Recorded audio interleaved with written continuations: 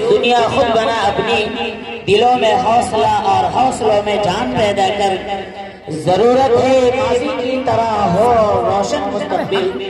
ضرورت ہے ماضی کی طرح ہو روشن مستقبل کوئی گزر کوئی خالد کوئی سلمان پیدا کر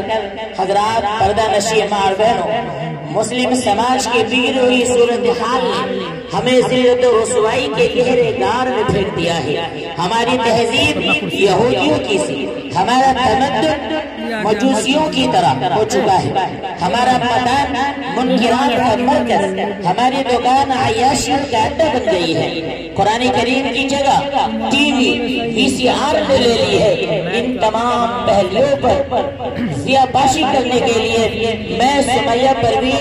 بنت عبد الباری دھلجار بیاول مہد صالحات جلواروں کو اس شعر کے ساتھ بلانا چاہوں گا اس چمن کی ہر گھڑی کو آباد رکھنا چاہے گا اس چمن کی ہر گھڑی کو آباد رکھا جائے گا اب دل ناشاد کو بھی شاد رکھا جائے گا آئیں اور تقریر پیش کریں سمیہ پروین بنت محمد عبد الباری اسلام کی تبلیغ ہمارا مشن یہ آئیڈیا موضوع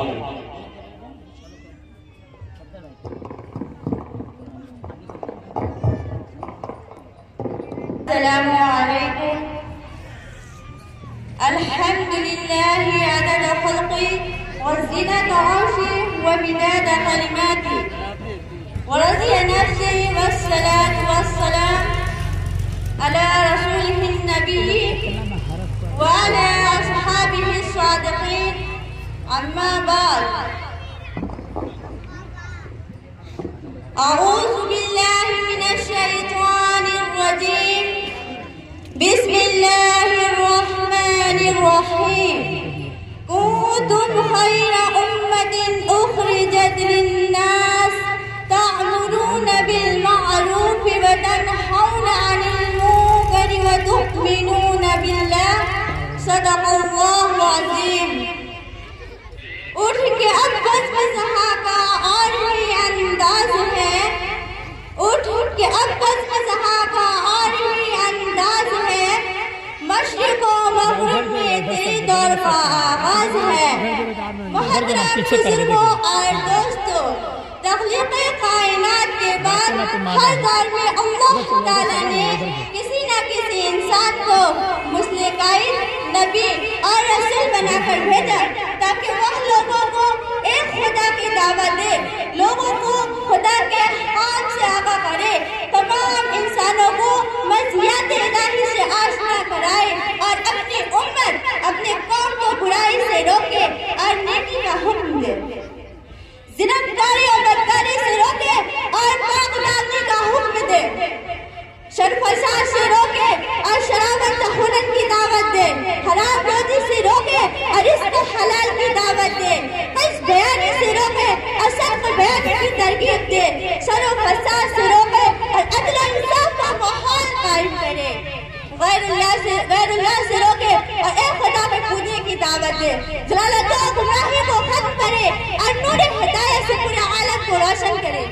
نبوت کا یہ سلسلہ حضرت آدم علیہ السلام کے زمانے سے شروع ہوا اور رسول وقت ہے تاجدار مدینہ محمد صلی اللہ علیہ وسلم پر ختم کر دیا گیا تمام مسلمانوں کا عقیدہ ہے کہ آپ آخری نبی اور آخری رسول ہیں خاتم النبیین ہیں قیامت تک اب کوئی دوسرا نبی نہیں آئے نبوت کا سلسلہ تو ختم کر دیا گیا لیکن نبوت والا کام قیامت تک چلتا رہے گا شر فساد کا وجود قیامت تک باقی رہے گا اب آپ صلی اللہ علیہ وسلم کے بعد دین کی تبلیغ کون کرے گا ہدایت کی دعوت کون دے گا لوگوں کو صداقت و امانت اور عدل انصاف کی تعلیم کون دے گا خدا سے کون ڈرائے گا اور جنت و جہنم کے راستے کون دکھائے گا اللہ تعالیٰ نے اس کا بھی انتظام کر دیا اور فرمایا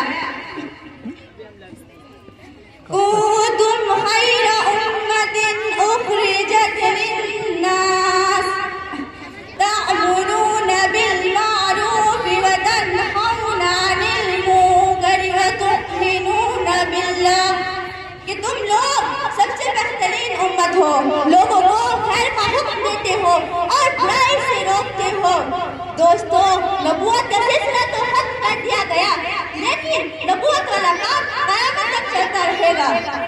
تعالیٰ نے دعوت و تبلیغ، امر بالمعروف اور نہی عن المنکر کی ذمہ داری اس امت کے کندھے پر ڈال دی ہے۔ اسی وجہ سے اس کو خیر امت کا لقب دیا گیا ہے۔ حضرت